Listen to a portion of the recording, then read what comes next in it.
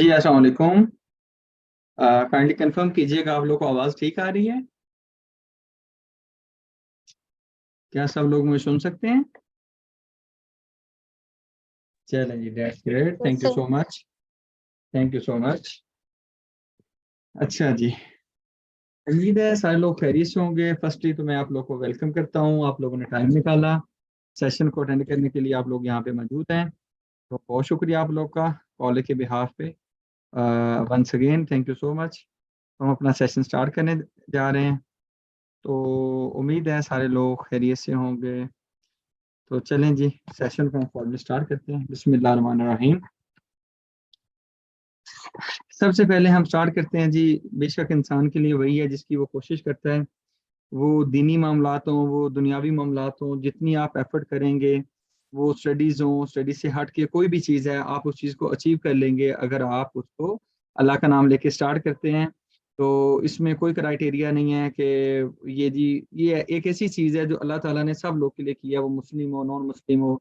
अब इन्वेंशंस के एतबार से देख लीजिए कि जितनी ज़्यादा इन्वेंशंस हैं वो किन्होंने की हुई हैं, गोरों ने की हुई हैं।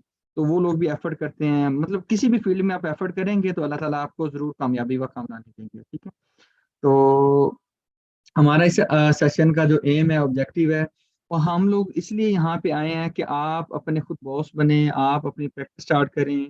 अगर आपका अपना बिजनेस है तो उसकी आप खुद कंप्लाइंसेस वगैरह देख सकें। ठीक है, तो जो इस सेशन में बेसिकली कुछ ऐसे लोग होंगे जो चाहेंगे कि हम सेशन के बाद या हमें बताया जाए कि हम टैक्स लॉयर के तौर पे काम कर सकते हैं या हम टैक्स कंसल्टेंट बनना चाहते हैं। ठीक है, तो इस सिलसिले में थोड़ी मैं आपको रहनुमाई दूंगा। आपको ये बता दूं कि हमारा कोर्स इंशाल्लाह प्रैक्टिकल लर्निंग बेस्ड होगा, और इसमें जो रेलिवेंट लॉज होंगे, जो नेसेसरी लॉज होंगे, ज़रूर बताएंगे। सिर्फ प्रैक्टिकल नहीं होगा, थ्योरी प्लस प्रैक्टिकल दोनों होंगे। क्यों? क्योंकि जहाँ पे जो हमने प्रैक्टिकल चीज़ पढ़नी है उसके साथ जो कनेक्टिंग लॉ होगा वो हम जरूर जरूर पढ़ेंगे। उसकी वजह यह है कि अगर हम कनेक्टिंग लॉ को नहीं पढ़ते तो हम शायद जो मेन काम कर रहे होते हैं हमें आइडिया नहीं होता कि ये क्यों कर रहे हैं या ऐसा क्यों किया जा रहा है। ठीक है, थर्ड नंबर पे मैं आपको बताता चलूं कि कॉलेज वाले आपको असिस्ट करेंगे। अगर कोई बंदा आईटीपी का सर्टिफिकेट लेना चाहता है, इनकम टैक्स प्रैक्टिशनर का सर्टिफिकेट लेना चाहता है, तो इस सिलसिले में भी मैं अगली स्लाइड पे आपको गाइड भी करता हूँ।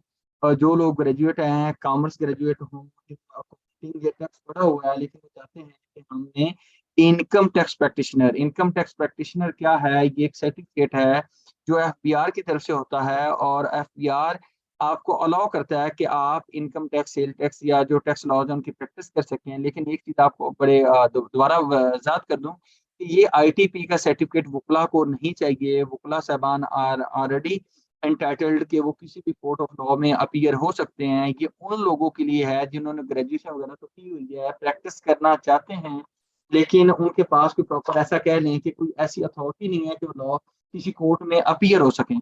तो आईटीपी का जो सर्टिफिकेट है, जो टैक्स कोर्ट्स हैं जिनमें आप किसी असिस्टेंट कमिश्नर के पास अपीयर होना, डिप्टी कमिश्नर के पास अपीयर होना, कमिश्नर अपील्स के पास अपीयर होना, अपीलेट ट्राइब्यूनल इनलैंड रेवेन्यू में अपीयर होना, तो वहां पे ये वाला सर्टिफिकेट आपको सपोर्ट करता है कि आप जाके प्रैक्टिस कर सकें एज अ टैक्स लॉयर। उसके बाद हमारा अपना एक पोर्टल है, क्योंकि आपकी ऑनलाइन क्लास है, तो जहाँ जहाँ आपका लेक्चर अपलोड होगा उस लेक्चर के रेलिवेंट जो कनेक्टेड एमसीक्यूज होंगे, जो रियल सिनेरियोज पे बेस करते होंगे, वो भी इंशाल्लाह आपको आपके एमसीक्यूज में उस लेक्चर के साथ ही मिल जाएंगे इंशाल्लाह। ठीक है, फर्दर ये होगा कि कोर्स कंप्लीशन के बाद कॉलेज की कमिटमेंट है कि ये लोग आपको कोर्स, 4 माह का हमारा तकरीबन कोर्स होगा, तो उसके बाद भी ये तकरीबन 6 माह तक आपको सपोर्ट करेंगे प्रैक्टिस में। ठीक है, अगले लम्हे में अगर आपको बताता चलूं तो ये कुछ ऐसी चीजें आपकी स्लाइड पे आपको नजर आ रही होंगी। ये वो चीजें हैं जिसके लिए कोई तालीम नहीं चाहिए। कोई भी बंदा जिसको ये चीजें आती हैं वो ये काम कर सकता है, यानी कि घर बैठा हुआ, वो कोई वर्किंग वुमेन हो, वो कोई ऐसी हाउस वाइफ हो जो घर में बैठी हुई हैं लेकिन वो कहीं बाहर नहीं निकल सकती, घर में बैठ के काम करना चाहती हैं। आजकल सोशल मीडिया का दौर है, आप एडवर्टाइज करें अपनी सर्विसेज को, आप पेड प्रमोशन चलाएं तो आपको घर बैठे हुए भी काम मिल सकता है। मिसाल के तौर पे कोई भी बंदा अगर उसको इनकम टैक्स रिटर्न फाइल करना आती है तो उसके लिए कोई आपको तालीम नहीं चाहिए। कोई भी बंदा इनकम टैक्स रिटर्न घर बैठे हुए फाइल कर सकता है। कोई भी बंदा सेल टैक्स रिटर्न अपने घर बैठे हुए फाइल कर सकता है। इसके लिए कोई एजुकेशन नहीं चाहिए। कंपनी बनानी हो, आपने कंपनी की जितनी एनुअल फाइलिंग्स होती हैं एससीसीपी के पास, वो करनी हो, कंपनी को बंद करना हो, सोल प्रोप्राइटर को रजिस्टर करना हो, पार्टनरशिप रजिस्टर करनी हो, लिमिटेड लायबिलिटी पार्टनरशिप हो, लोगो वगैरह को रजिस्टर करना हो, किसी चैम्बर ऑफ कॉमर्स की रजिस्ट्रेशन करनी है, या फेडरल टैक्स बैट्समैन के पास आपने कंप्लेंट वगैरह करनी है टैक्स मैटर्स में, तो ये ऐसी चीजें हैं जिसके लिए कानूनी तौर पे कुछ एजुकेशन नहीं चाहिए। कोई भी बंदा जिसको ये चीजें करनी आती हैं, वो वाला बंदा जो कर सकता है वो इन चीजों को इजीली कर ले। ठीक है, कानून को इस चीज पे कोई एतराज नहीं है, क्योंकि जिस बंदे की आप पोर्टल से ये वाली चीज कर रहे होंगे, माना जाएगा कि उसी बंदे ने ये वाली रिटर्न फाइल किया। मिसाल के तौर पे आपका एक दोस्त है, उसका नाम असलम है, अगर आप असलम की रिटर्न फाइल करते हैं तो असलम का एफबीआर का लॉगिन होगा, अगर असलम का लॉगिन होगा, रिटर्न भले ही आप फाइल करेंगे, कानूनी तौर पे माना ये जाएगा कि रिटर्न असलम ने ही फाइल की है। ठीक है, तो ये वो चीजें हैं जो किसी भी बंदे के आप पोर्टल से करते हैं, जो चीजें अभी मैंने स्लाइड पे लिखी हुई हैं। ठीक है, आप हरगिज ये नहीं सोचिएगा कि अच्छा ये तो चीजें ठीक है, क्वालिफिकेशन रिक्वायर्ड नहीं है, चाहे किसी ने मास्टर किया हो, मास्टर फिजिक्स में क्यों ना किया हो, तो वो बंदा भी ये काम सीख लेगा, तो वो वाला बंदा ये काम कर सकता है। ठीक है, अगली ये कुछ ऐसी चीजें हैं जिसके लिए क्वालिफिकेशन चाहिए। ठीक है, ये अगर सारी चीजें करनी हो तो आपको वकील होना पड़ेगा। ठीक है, अगर आप लॉयर हैं तो आप ये वाले काम कर सकते हैं, ये जो साइड से लिखी हुई है। ठीक है, लेकिन अगर लॉयर के अलावा अगर आप आईटीपी हैं तो इवन देन इतने सारे काम कर सकते हैं। आपको पता है हाई कोर्ट सुप्रीम कोर्ट में तो सिर्फ वकील ही जा सकता है, लेकिन इससे ऊपर ये कुछ चीजें हैं, कमिश्नर के सामने जाना, कमिश्नर अपील्स है। ठीक है, उसके बाद अपीलेट ट्राइब्यूनल है, तो ये वो फॉरम्स हैं जहाँ पे एक आईटीपी भी जा सकता है। अब आप कहेंगे भाई हमारे काम थक गए हैं, ये आईटीपी क्या है, आप हमें इसके बारे में बता दीजिए। ठीक है, तो आपको बता दूं कि ITP stand for income tax practitioner. ठीक है, ये एक ऐसा बंदा होता है जो अपने आप को एफबीआर के साथ रजिस्टर करवाता है। एफबीआर फिर इसको एक प्यारा सा डिसेंट किस्म का एक सर्टिफिकेट देता है, उस पर लिखा होता है इनकम टैक्स प्रैक्टिशनर, आगे आपके पर्टिकुलर्स लिखे होंगे। वो सर्टिफिकेट लेने के लिए आप एक अदद एप्लीकेशन फाइल करते हैं एससीसीपी एफबीआर के साथ। उसके साथ 1 साल का आपका किसी टैक्स फर्म का एक्सपीरियंस होना चाहिए। ठीक है, उसके बाद आपने एक ट्रेडी चलान लगाना है 500 रुपए का। ठीक है, फर्दर एक क्वालिफिकेशन भी आपको चाहिए होगी, वो बीकॉम हो, वो एमकॉम हो, वो एमबीए हो, वो बीबीए हो, बीएस मैनेजमेंट साइंसेज हो, वो इवन कि एलएलबी वाला भी चाहे कि मेरे पास एलएलबी तो है लेकिन मैं शस्त्रीय के तौर पे एक सर्टिफिकेट लेके मैं चाहता हूँ कि मेरे ऑफिस में सर्टिफिकेट लगा हुआ, क्लाइंट आए तो उनके ग्रुप पड़ता है कि यार ये वाला जो क्लाइंट बंदा है ये एफबीआर के साथ भी रजिस्टर्ड है, तो वो एलएलबी वाला बंदा भी चाहे तो ये सर्टिफिकेट ले सकता है। आपने सीए इंटर किया हो, आप इसी सीए फाइनलिस्ट हो, तो आप ये वाला सर्टिफिकेट ले सकते हैं। लेकिन एक चीज आपको बताता चलूं, M com, MBA, BBA, BS management science वाले ऐसे लोग जो हैं, इनको लाजमी तौर पे चाहिए कि इन लोगों ने अपने सब्जेक्ट में अकाउंटिंग एंड टैक्स पढ़ा हो। ये इसलिए बता रहा हूँ कि आपको अगर आपने बीबीए मार्केटिंग में किया हुआ है, आपने अकाउंटिंग टैक्स नहीं पढ़ा हुआ अपनी डिग्री के अंदर, तो आपको ये वाला बीबीए करने के बावजूद आईटीपी का सर्टिफिकेट नहीं मिलेगा। आप कहें कि अच्छा ये आप सारा फोकस सर्टिफिकेट का बता रहे हैं, सर्टिफिकेट का फोकस नहीं कर रहा मैं, इसलिए आपको बता रहा हूँ ताकि आपको पता हो कि अगर सर्टिफिकेट होगा तो आपके पास थोड़ा सा एरियाज ज्यादा हैं जिन पे आप काम कर सकते हैं। लेकिन अगर सर्टिफिकेट नहीं भी है तो even then there are multiple areas जो आप प्रैक्टिस से कर सकते हैं। अच्छा जी, उसके बाद एक एफिडेविट होता है। ठीक है, ये सारी चीजें अगर आप एफबीआर को सबमिट करेंगे तो आपको आईटीपी का सर्टिफिकेट मिल जाएगा। ठीक है, तो ये सारी चीजें, एक्सपीरियंस लेटर प्रोवाइड करना, एप्लीकेशन तैयार करके देना, क्रेडिट चलान आपको बना के देना, एफिडेविट बना के देना, डिग्री तो आपकी अपनी होगी, तो ये सारी चीजें भी कॉलेज का जो स्टाफ है आपको असिस्ट करेगा। ठीक है, कि आईटीपी आपने कैसे लेना है। ठीक है, if one is interested in getting the ITP certificate तो कॉलेज आप लोग को असिस्ट करेगा। ठीक है, अगले लम्हे में अगर बताते चलें तो मैं आपको कोर्स का बता दूं, इसमें टोटल जो 4 मंथ का हमारा कोर्स होगा, इसमें 32 लेक्चर्स होंगे। ये टेंटेटिवली बता रहा हूँ, 3 महीने से ये 3.5 महीने से ये 4 महीने और इवन ये 5 महीने तक भी जा सकता है। हमारी कोशिश ये होगी 4 महीने में कंक्लूड करें, लेकिन आप लोग की ट्रस्ट को देखते हुए कुछ ऐसे लोग होते हैं उनके क्वेश्चन होते हैं, वो सीखना चाहते हैं, तो हम ऐसा डिस्करेज नहीं करते कि नहीं जी इस बंदे का सवाल का जवाब नहीं देना। तो हम जितना कोई बंदा इल्म हासिल करना चाहता है, जितना अल्लाह ने हमें इल्म दिया है, हम अगले बंदे को गाइड करने की कोशिश करते हैं। तो 32 लेक्चर्स कॉलेज की तरफ से कमिटेड लेक्चर्स हैं कि 32 लेक्चर्स कॉलेज आपको देगा। फिर हर लेक्चर की ड्यूरेशन होगी, ये 1 घंटा 30 मिनट लिखी हुई है, लेकिन ये 1 घंटे से लेकर 1 घंटा 45 मिनट तक आपकी वेरी करेगी। समटाइम 1 घंटा 50 मिनट पे भी जाएगी, लेकिन 1 1.5 घंटे का मिनिमम लेक्चर हुआ करेगा। और जो हमारा टोटल कोर्स है ये अप्रोक्सीमेटली 60 क्रेडिट आवर्स का होगा, यानी कि 60 घंटे, इफेक्टिवली हम 60 घंटे पढ़ेंगे। ठीक है, अगली चीज आपको बताता चलो, कोर्स आउटलाइन में सबसे पहले हम एसईसीपी एंड कॉर्पोरेट फाइलिंग्स वगैरह को पढ़ेंगे कि अच्छा कोई भी कंपनी कोई लिमिटेड लिबिलिटी पार्टनरशिप, ठीक है, या सोल प्रोप्राइटर, या आपका पार्टनरशिप फर्म, ये कैसे रजिस्टर्ड होती है, इस चीज को पढ़ेंगे। ये जब चीज हम पढ़ लेंगे देन हम चैम्बर ऑफ कॉमर्स को पढ़ेंगे एंड इंटेलेक्चुअल प्रॉपर्टी ऑर्गेनाइजेशन, हम ट्रेडमार्क की रजिस्ट्रेशन को पढ़ेंगे। ये चीजें पढ़ने के बाद हम बिल्कुल हार्वर्ड यूनिवर्सिटी की तरह एक बेसिक अकाउंटिंग पढ़ेंगे। वो इसलिए जरूरी है कि आपको टैक्स बनाने से पहले बेसिक अकाउंटिंग आनी चाहिए। आप कहते हैं नहीं कि मैं तो वो बनता हूँ जिसने अकाउंटिंग का सिरे से वास्ता नहीं है, तो भाईजान जितनी जरूरी अकाउंटिंग होगी हम मुनासिब हद तक आपको अकाउंटिंग समझाएंगे, सो डैट कि आप इनकम टैक्स सेल टैक्स को अच्छे से समझ सकें, ठीक है। और जो बंदा अकाउंटिंग नहीं पढ़ना चाहता तो उसको भी ये पढ़नी पड़ेगी to better understand the taxation, ठीक है। अच्छा, अब आप लोग का ये सवाल हो सकता है कि जी हम पहले तो टैक्स आप बढ़ाएं, हम तो टैक्स पढ़ने के लिए आए हैं। तो भाईजान ये दोनों चीजें हम आपको इसमें पढ़ा रहे हैं, ये चीजें इंशाल्लाह आगे चल के आपको इस चीज का जवाब भी मैं देने वाला हूँ, ठीक है। तो हम अगर वन बाय वन इन चीजों को डिस्कस करते हैं, मॉड्यूल जो हमारा 1-2 है इसमें हम सोल प्रोप्राइटर को रजिस्टर्ड करना, उसका बिजनेस बैंक अकाउंट करवाना यानी कि एनटीएन वगैरह लेना डिस्कस करेंगे, पार्टनरशिप का डिस्कस करेंगे, लिमिटेड लिबिलिटी पार्टनरशिप का डिस्कस करेंगे, ठीक है। इनको बनाना, कहाँ पे बनाना है, कौन से डॉक्यूमेंट्स प्रिपेयर करने हैं, कहाँ पे सबमिट करने हैं, सब कुछ ऑनलाइन होता है, ये सारी चीजें आपको बताई जाएंगी। देन कंपनी का आपको बताएंगे, कंपनी कैसे बनती है, कंपनी ने बनने के बाद कौन कौन से डॉक्यूमेंट्स मेंटेन करने होते हैं, किसी भी कंपनी का कोई भी डॉक्यूमेंट लेना हो तो कैसे ले सकते हैं। अगर एक कंपनी का मेंबर अपने शेयर्स किसी और बंदे को शेयर ट्रांसफर करना चाहता है तो हम वो क्या प्रोसीजर होगा, क्या तरीकाकार होगा कि एक बंदे के शेयर दूसरे बंदे को ट्रांसफर किए जाएं। फिर अगर कोई कंपनी अपना नाम बदलना चाहती है, एड्रेस बदलना चाहती है, तो वो कैसे बदलेगी। कंपनी बन चुकी है, अब हम चाहते हैं नहीं काम नहीं करना, कंपनी को बंद करना है, तो बंद करने का क्या तरीका है वो डिस्कस करेंगे। देन हम आ जाएंगे chamber of commerce. Chamber of commerce के साथ कैसे रजिस्टर होते हैं, इसके साथ रजिस्टर होने के बेनिफिट्स क्या हैं, आप अपने बिजनेस को रजिस्टर्ड करवाएं क्यों, ये जरूरी जरूरी जो चैम्बर ऑफ कॉमर्स है ये तो आपको बता देंगे, लेकिन एक का ही आपको अच्छे से तरीका बता दिया तो आपको सबका समझ आ जाएगा कि अच्छा इसके साथ रजिस्टर्ड होने के बेनिफिट्स क्या हैं। देन हम आपको ट्रेडमार्क की रजिस्ट्रेशन बताएंगे इस कोर्स में, ये जो कॉर्पोरेट का मॉड्यूल है। ये मॉड्यूल 1-2 में जब ये चीजें हम डिस्कस कर लेंगे, तीसरे नंबर पे हम जाके अकाउंटिंग को पढ़ेंगे। अकाउंटिंग में ये जरूरी चीजें हैं कि आपकी अकाउंटिंग एंड टैक्सेशन के अकाउंट्स अलग अलग कैसे होते हैं, ये आपस में लिंक क्यों है, हम इनको क्यों पढ़ रहे हैं, ये एसेट क्या है, एक्सपेंस क्या है, लायबिलिटीज क्या है, एक्रूवल बेसिस क्या है, कैश बेसिस क्या है, ये सारी चीजें बताएंगे। फिर फाइनेंशियल स्टेटमेंट को पढ़ते कैसे हैं, फाइनेंशियल स्टेटमेंट होती क्या है, आपका फाइनेंशियल स्टेटमेंट का टैक्सेशन अकाउंट से क्या लिंक्ड है, ठीक है। अगर दोनों आपस में, अगर आपको अकाउंटिंग के अकाउंट्स मिले हैं जो अकाउंट एक अकाउंटेंट ने बनाए हुए हैं, उनको हमने टैक्स के अकॉर्डिंग ट्रांसफर करना है, उसको उसकी शक्ल बदलनी है, अकाउंटिंग से टैक्स में लाना है, उसमें क्या क्या एडजस्टमेंट होंगी, ये एडजस्टमेंट किस सेक्शन में लिखी हुई है, ये चीजें आपको बताई जाएंगी।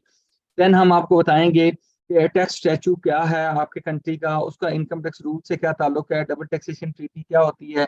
ये आपको मैं थ्योरी के तौर पे ये वाली जो चीज़ है ना, ये आपके व्हाट्सएप ग्रुप में ऑफलाइन में जरूर भेज दूंगा, लेकिन I am not preferring it कि मैं एक साइड से स्टार्ट हो जाऊं और ये थ्योरी के तौर पे मैं 1 बाय 1 पढ़ूं कि यार ये मैं करूंगा, ये करूंगा, ये करूंगा। तो भाईजान ये आउटलाइन आपके सामने है, तो इंशाल्लाह हम इसमें जो जरूर जरूर बता दूं आपको, पांचों हेड्स ऑफ इनकम बताएंगे, आपका इनकम टैक्स रिफंड बनता है वो कैसे लेना है वो बताएंगे, आपकी अपील कैसे फाइल करते हैं वो बताएंगे, स्टे कैसे लेते हैं वो बताएंगे, आपको टैक्स ऑडिट्स क्या होते हैं वो बताएंगे, विद होल्डिंग स्टेटमेंट्स क्या होती हैं वो बताएंगे, आपको एडवांस टैक्स का बताएंगे, अनएक्सपेंड इनकम का बताएंगे, मिनिमम टैक्स का बताएंगे। ये काफी ज्यादा चीजें होंगी जो आपको इंशाल्लाह बताई जाएंगी। ये रीडिंग करना मेरा ख्याल है कि वेस्टेज ऑफ टाइम है, जो कि मैं नहीं समझता कि मैं इस पर करूँ। तो ये सारी चीजें इंशाल्लाह हम टैक्सेशन के मॉड्यूल में इन डेप्थ इंशाल्लाह आपको मजा आएगा, आप इंजॉय करेंगे सारी चीजें जब हम करेंगे। तो सेल टैक्स में आके किस चीज पे कितना सेल टैक्स है, सेल टैक्स रूल से क्या ताल्लुक है, विद होल्डिंग स्टेट जो सेल टैक्स में विद होल्डिंग्स कैसे होती हैं, फिर सेल टैक्स विद पॉज की रिटर्न कैसे फाइल होती है, नॉर्मल रिटर्न कैसे फाइल होती है, अगर उसमें डेबिट क्रेडिट नोट आ गया उसको कैसे टैकल करना है, ठीक है। फिर हमारा सेल टैक्स ऑन सर्विसेज, इसको कैसे टैकल करना है, इस चीज को इंशाल्लाह हम डिस्कस करेंगे। कौन कौन लोग हैं जिन्होंने सेल टैक्स लाजमी रजिस्टर्ड जिन्होंने रजिस्टर्ड होना है, कौन कौन से डॉक्यूमेंट्स मेंटेन करने हैं, अगर सेल टैक्स का आपका इनपुट एक्स्ट्रा सबमिट हो गया एफबीआर के पास, अगर उसका इनपुट का आपने रिफंड लेना हो तो आप लोग रिफंड कैसे लेंगे, इंशाल्लाह ये सारी चीजें भी हम एट आर्म्स डिटेल से पढ़ेंगे, ठीक है। सेल टैक्स ऑडिट के बारे में पढ़ेंगे, मतलब ये सारी वो चीजें इंशाल्लाह, इसमें जो इंपॉर्टेंट जजमेंट्स होंगी डिफरेंट कोर्ट्स की, सुपीरियर कोर्ट्स की, उसमें high court, supreme court, appellate tribunal, वो भी इंशाल्लाह आपके साथ शेयर की जाएंगी। तो अब हम थोड़ा सा स्टार्ट करते हैं ताकि आपको आइडिया हो जाए। भाईजान याद रखिएगा, सबसे पहले बिजनेस को शुरू किया जाता है, इनकॉर्पोरेट होता है। बिजनेस जब बन जाता है तो अगले लेवल में उसकी ऑपरेशनल एक्टिविटीज होती है। ऑपरेशनल एक्टिविटीज से बात ये है बिजनेस अपने काम करता है, वो जो जिसके लिए बिजनेस बनाया जाता है, जब बिजनेस काम करता है तो उसको प्रॉफिट या लॉस होता है, उस प्रॉफिट पे हमने टैक्स देना होता है। तो चलिए जी, हम इनकॉर्पोरेशन में अगर हम डिस्कस करें तो पहले लम्हे में आपको बता दूं, पाकिस्तान में 4 स्ट्रक्चर है बिजनेस करने के। नंबर 1, सोल प्रोप्राइटर आप बना लें, ठीक है। सोल प्रोप्राइटर के लिए सिंपल हमने एफबीआर से एनटीएन लेना होता है, ठीक है। देन हम पार्टनरशिप भी रजिस्टर्ड कर सकते हैं, कंपनी बना सकते हैं, limited liability partnership, limited liability partnership बना सकते हैं, कंपनी लिखा लिमिटेड लायबिलिटी पार्टनरशिप बना सकते हैं। बेसिकली इन 4 स्ट्रक्चर में से हम सबसे पहले लम्हे में सोचते हैं कि हमने कौन सा बिजनेस एस्टेब्लिश करना है। मैं ऐसे मिसाल दूंगा, अगर आपने अपनी एक कन्वेंस लेनी है तो आप सोच सकते हैं कि यार मैंने साइकिल लेना है, मैंने बाइक लेना है, मैंने बाइक में भी आगे बड़े वेरिएंट आ जाते हैं, बाइक सिर्फ बाइक ही रखो, ठीक है। मैंने गाड़ी लेनी है, ठीक है। तो इस तरह से ये बिजनेस मॉडल है कि आपने किस मॉडल पे चलना है, क्या सोल प्रोप्राइटर बनाना है, पार्टनरशिप, कंपनी या लिमिटेड लायबिलिटी पार्टनरशिप, ठीक है। तो आप इसमें से एक चीज को चुनेंगे, फिर आप आगे बढ़ेंगे। आप कहेंगे कि मैं कैसे कौन चीज चुनूं, इसके मोटे मोटे बेनिफिट्स और जो ड्रॉबैक्स हैं टाइम टू टाइम आप बताते जाएंगे। आपको आइडिया हो जाएगा कि अच्छा इस चीज में ये वाली चीज रिक्वायरमेंट है पूरी करनी पड़ेगी, इसमें ये रिक्वायरमेंट पूरी करनी पड़ेगी, इस मॉडल में ये वाली रिक्वायरमेंट पूरी करनी पड़ेगी। ऐसे ही अगेन ट्रैवलिंग पे आप कहते हैं यार मैं बाइक ले लूँ तो मुझे फ्यूल करवाना पड़ेगा, लेकिन मेरी अपनी है वो जो सिक्योरिटी रिस्क है, मुझे मैं बाइक पे जा रहा हूँ, कोई मसला हो सकता है, मैं कहीं गाड़ी में लग गया ये वो। तो उसके बाद अगर आप कहते गाड़ी यार उसमें ठीक है सिक्योरिटी थोड़ी बेहतर है, लेकिन उसमें कॉस्ट आती है, उसकी रिपेयर है, फलां है, नहीं मैं साइकिल ले लेता हूँ, साइकिल पे अच्छा मेरा फ्यूल तो नहीं आएगा। मतलब उसमें आप प्लस माइनस देख रहे होते हो, सेम लाइक आप बिजनेस मॉडल चूज करते हुए आप देखेंगे कि अच्छा किस मॉडल में मुझे जाना है। तो वैसे बताएं, यहाँ तक कुछ क्वेश्चन तो नहीं है, कुछ पूछना चाहते हो, बोलना चाहते हो तो आई एम अवेलेबल। आप अपने माइक को अनम्यूट करके बोल के भी क्वेश्चन पूछ सकते हैं, टाइप करके भी क्वेश्चन पूछ सकते हैं।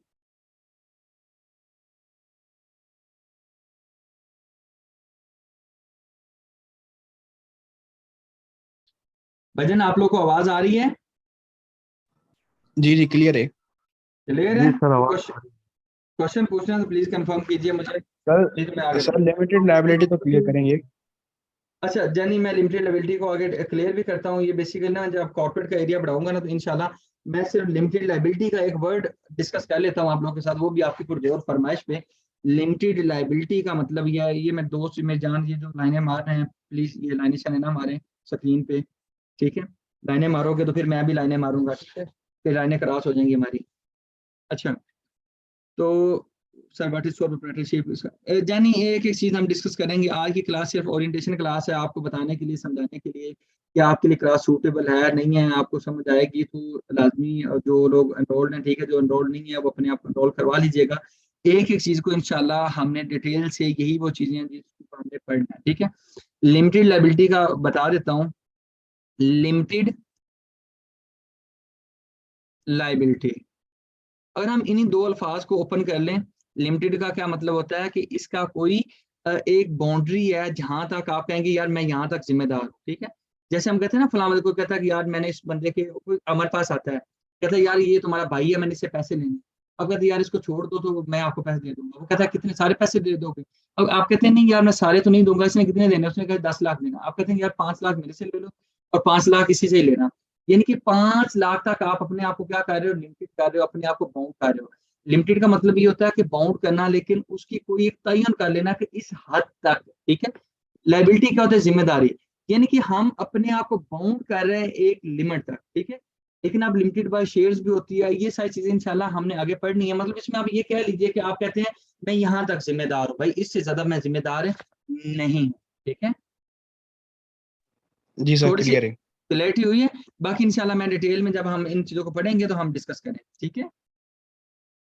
ओके। अच्छा जी, अगर आप सोल प्रोप्राइटर का बिजनेस रजिस्टर करते हैं, सोल प्रोप्राइटर से मुराद ये है कि you are the single person. आप कहते हैं मैंने बिजनेस करना है लेकिन मेरे बिजनेस का कोई नाम होना चाहिए, ठीक है।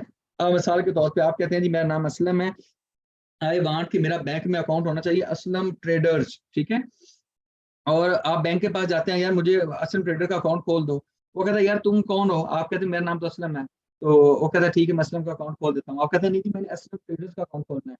और जाओ शाबाश मेरा बेटा, आप पहले एनटीएन लेके आओ, आप जाएं एनटीएन लेके आओ। अब वो एनटीएन लेना, बिजनेस का एनटीएन लेना ही हम कहते हैं कि सोल प्रोप्राइटर की रजिस्ट्रेशन है, ठीक है। तो ये वाली चीज इंशाल्लाह हमने एक पूरी 1 डेढ़ क्लास में डिस्कस करनी है। तो आप सोल प्रोप्राइटर के लिए रजिस्ट्रेशन कहाँ पे करवाते हो? एफबीआर में करवाते हो, ठीक है। एफबीआर वो अदालत जो आपको रजिस्टर करते हैं। आप कहते हैं नहीं जी मैंने पार्टनरशिप का बिजनेस करना है, पार्टनरशिप में दो या दो से ज्यादा लोग अपने आप को रजिस्टर करते हैं, इसकी रजिस्ट्रेशन रजिस्ट्रार ऑफ फर्म्स के पास होती है। ये हर एक चीज पे समझिए कि क्लास है हर चीज पे, और समझे एक ही चीज पे दो दो क्लासेस भी होंगी।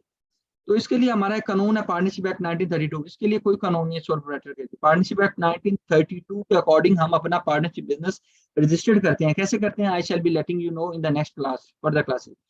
आगे लिमिटेड लायबिलिटी पार्टनरशिप होगी। लिमिटेड लायबिलिटी पार्टनरशिप एससीसीपी के साथ रजिस्टर्ड होती है, इसके लिए कानून है limited liability partnership act 2017।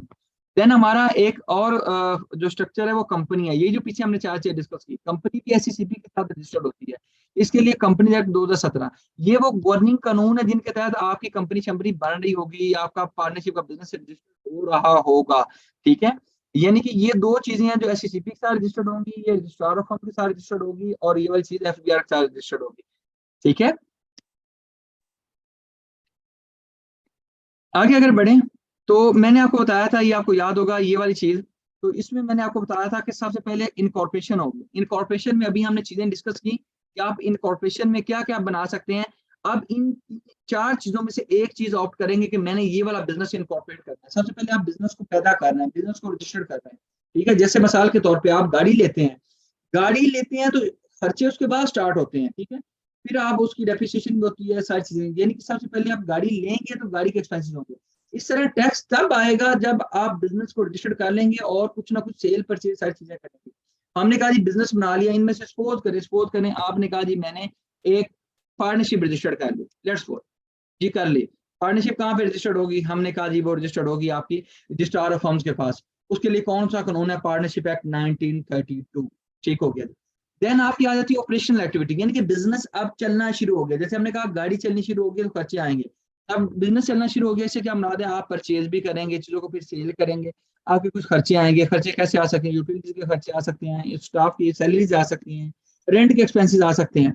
Then ये जब सारे खर्चे आपके इनकम एक्सपेंसेस को प्लस माइनस करेंगे तो आपके पास या प्रॉफिट आएगा या लॉस आएगा। हम क्योंकि टैक्स की बात कर रहे हैं तो हम कहते हैं कि हमारे पास प्रॉफिट आएगा तो हम टैक्स देंगे। सपोज करें इस बिजनेस से आपको प्रॉफिट आया, यानी कि बिजनेस पैदा किया, बिजनेस को बनाया, रजिस्टर्ड किया, रजिस्टर्ड करने के बाद हमने बिजनेस किया, प्रॉफिट आया, प्रॉफिट पे अब हम देते हैं टैक्स। टैक्स की तरफ बढ़ते हैं। तो टैक्स की तरफ अगर आए तो ये एक हमारे बहुत प्यारे दोस्त हैं, आप जानते हैं एल्बर्ट आइंस्टाइन। ये बोलते हैं जी दुनिया में जो मुश्किल तरीन चीज है वो इनके नजर में जो इनकम टैक्स है उसको समझना, ठीक है। अब ये कितनी की बात सच्ची है कितनी की झूठी है, ये गूगलेबल फैक्ट है, तो खैर मैंने कहा आपको बता दूं। तो ये जी इनका कहना है कि टैक्स समझना मुश्किल है, हालांकि ऐसा नहीं है, हम इंशाल्लाह आपको हलवा बना कर प्रेजेंट करेंगे। तो इसमें अगर हम टैक्स की तरफ चले तो मेरी जान सबसे पहले आपका टैक्स में इनकम टैक्स भी हो सकता है, आपका सेल्स टैक्स भी हो सकता है। Income tax, sales tax, income पर टैक्स। इनकम टैक्स क्या मुराद है? इनकम के ऊपर टैक्स देना, यानी कि पैसे आपकी जेब में आएंगे टैक्स देंगे। अच्छा दूसरा है सेल्स टैक्स, यानी कि आप सेल्स करेंगे तो टैक्स देंगे। आप कहें तो इनकम भी तो सेल करने से आती है, नहीं मेरा भाई। इनकम से मुराद यहाँ पे अगर मैं कहूँ तो इन्होंने उतना अच्छा नहीं लिखा, बिजनेस सब्जेक्ट का नाम तो इनकम टैक्स है, यहाँ पे फिर होना चाहिए प्रॉफिट टैक्स है, टैक्स ऑन प्रॉफिट वाले का होना चाहिए। यानी कि ये फिर ऐसा टैक्स है जो प्रॉफिट पे होता है, ठीक है। इनकम टैक्स ऐसा है जो प्रॉफिट पे होता है, लेकिन सेल टैक्स ऐसा है जब भी आप सेल्स करेंगे तब होगा। अब ये सेल टैक्स किसने देना है ये भी हम इंशाल्लाह सेल टैक्स में पढ़ेंगे। इनकम टैक्स में किस किस में रजिस्टर होना है, who is liable to file the income tax return, ये भी हम कहीं पढ़ेंगे। लेकिन एक चीज यहाँ पे बताता चलो जो जरूरी है, इनकम टैक्स को हम कहते हैं, बल्कि इसको इनकम टैक्स को हम कहते हैं डायरेक्ट टैक्स, और सेल टैक्स को कहते हैं इनडायरेक्ट टैक्स। इसको मैं मिसाल के तौर पे समझाता हूँ ताकि आपको क्लियर हो। डायरेक्ट टैक्स से मुराद ये है, मेरी बात सुने, अगर आप कहीं पे जॉब करते हैं और जॉब करते हैं तो आपको सैलरी मिलती है, किसी बड़ी ऑर्गेनाइजेशन में काम करते हैं, आपकी सैलरी को 20 लाख है। जब आपको आपका एम्प्लॉयर 20 लाख सैलरी देगा तो सैलरी सारी की सारी नहीं दे देगा, उसमें से कोई टैक्स काट लेगा। तो जब टैक्स काट लेगा, अगर सैलरी आपकी लेट्स सपोज अगर 20 लाख है तो आपको 20 के बजाय 18 मिल गया, 2 लाख रुपए टैक्स काट दिया। अगर 2 लाख रुपए टैक्स कट गया तो इसका मतलब यह है कि आपको 18 लाख रुपए मिले। तो ये 2 लाख टका जो कटा है ये तो आपका टैक्स है। ऐसे टैक्स को हम बोलते हैं डायरेक्ट टैक्स। डायरेक्ट से मुराद क्या है? जो आपकी जेब को डायरेक्टली इफेक्ट करे, जो पे करने वाले की जेब पे डायरेक्ट असर अंदाज हो, यानी कि उसकी जेब पे उसकी कमी बेशी आए। Corporate governance board meeting is also part of जी। कॉर्पोरेट गवर्नेंस ये अलग चीज है इंटरनली, मेरा भाई। बोर्ड मीटिंग जो होंगी वो ड्राफ्ट करना वगैरह आपको नहीं बताऊंगा, क्योंकि कोर्स की हमारी जो स्ट्रेंथ है हमारा जितना वो ड्यूरेशन है उसको अगर देखें तो वो इतनी चीजें पॉसिबल नहीं होगी। हाँ, आप डिफरेंट किस्म की बोर्ड मीटिंग्स की आप मुझसे सपोर्ट ले सकते हो, कॉर्पोरेट गवर्नेंस में जहाँ आपको इशू आए, जिस परवीन को पढ़ने में, I shall be there to guide you. ठीक है कामिल साहब। डायरेक्ट टैक्स ऐसा ऐसा टैक्स है जो आपकी जेब को डायरेक्टली अफेक्ट करेगा, यानी कि जो बंदा इसको पे कर रहा है वही इसको बर्दाश्त कर रहा है डायरेक्टली। आपका मतलब इनडायरेक्टली भी हो सकता है जी, इनडायरेक्टली हो सकता है। मिसाल देते हैं, आज आपने जाकर टूथपेस्ट बाय किया, उसके ऊपर लिखा हुआ था चीज की एमआरपी, मैन्युफैक्चर रिटेल प्राइस, आपने कहा जी जब कीमत आपने दी तो 180 रुपए थी। उस 180 के अंदर आप सपोज कर लें कि उसके अंदर 100 और 150 रुपए क्या था, कॉस्ट थी, प्लस उसके अंदर 30 रुपए क्या था, सेल्स टैक्स था। क्या था? सेल्स टैक्स था। जैसे आप सिगरेट्स लेते हैं, टूथपेस्ट, शैम्पू, कोई भी चीज आप बाय करके आते हैं, बिस्किट बाय करते हैं, तो उसके ऊपर आपकी कॉस्ट भी होती है, सेल्स टैक्स भी होता है। ये जो सेल्स टैक्स, देखिए जब आप उस चीज को बाय करते हैं, कभी आपने कहा नहीं मैं कॉस्ट दूंगा मैं सेल टैक्स नहीं दूंगा, आप दोनों चीजें पे करके आते हैं। तो जो दुकानदार आपसे वो पैसे ले रहा होता है ना, दो चीजों के ले रहा होता है, उस प्रोडक्ट के भी और सेल टैक्स भी। अब वो बंदा क्या करता है, आपसे पैसे लेने के बाद वो क्या करता है कि वो उसने किसी से पहले चीज बाय की होती है। जब उसने किसी से पहले चीज बाय की होती है ना, तो उस बंदे ने जो पिछले बंदे जिससे उसने बाय की थी, उसने इससे क्या किया था, मिसाल देते हैं यहाँ पे मैन्युफैक्चरर से उसने बाय की, तो मैन्युफैक्चर करने वाले बंदे ने जब मैन्युफैक्चर किया तो उसने दुकानदार से सेल्स टैक्स भी लिया, चीज की कीमत भी ली। अब दुकानदार ने पहले दिया मैन्युफैक्चरर को, जिसने चीज बनाया, बिस्किट ही था, बिस्किट बनाए, तो बिस्किट बनाने वाले ने सेल टैक्स लिया दुकानदार से, दुकानदार ने किससे टैक्स लिया, आपसे सेल टैक्स। यानी कि सेल्स टैक्स फिर आगे शिफ्ट होता है, इसका बर्डन शिफ्ट होके एंड कंज्यूमर पे आ रहा होता है जो चीज को खा रहा होता है। ठीक है, तो फिर इसमें आपको एक चीज बता दें, अगर खाने वाले पे बर्डन आता है तो, लेकिन इसको पे करने वाला पहले कौन है, मैन्युफैक्चरर। मैन्युफैक्चरर फिर किससे लेता है, आप कह लें कि आपके दुकानदार से। ठीक है, दुकानदार किससे लेता है, आपसे। यानी कि इसका बर्डन फिर आगे शिफ्ट हो रहा होता है, पे करने वाला कोई और होता है, वो अगले बंदे पे ट्रांसफर कर देता है, वो फिर अगले बंदे पे ट्रांसफर कर देता है, ट्रांसफर करने से बाद ये है कि वो अगले बंदे से ले लेता है, वो अगले बंदे से ले लेता है, एंड वो अगले बंदे से ले लेता है। इस तरह एक ये लंबा चक्कर चलता है। ये इंशाल्लाह सेल टैक्स में हम इसको डिटेल से पढ़ेंगे। अच्छा जी, डायरेक्ट इनडायरेक्ट टैक्स में कुछ आपने पूछना हो, और आप पूछना चाहें, please anyone. Sir income tax की परसेंटेज क्या होती है? यानी इसके लिए first schedule of income tax ordinance deal करता है, कंपनी के लिए अलग है, इंडिविजुअल के लिए अलग है, पार्टनरशिप के लिए अलग है। ये इंशाल्लाह हम डिटेल में आगे डिस्कस करेंगे इंशाल्लाह। ओके सर, क्लियर है। This is your introductory class. ठीक है, आपको एक होलिस्टिकली व्यू देना है, हम चीज़ों को पढ़ेंगे कैसे, आपको क्या समझ आ पाएगी, क्या आपको समझ आ रही है, क्या आप इसका वो मतलब आप इसको इस क्लास से फैसिलिटेट हो सकते हैं, आप इन चीज़ों को असेस करें।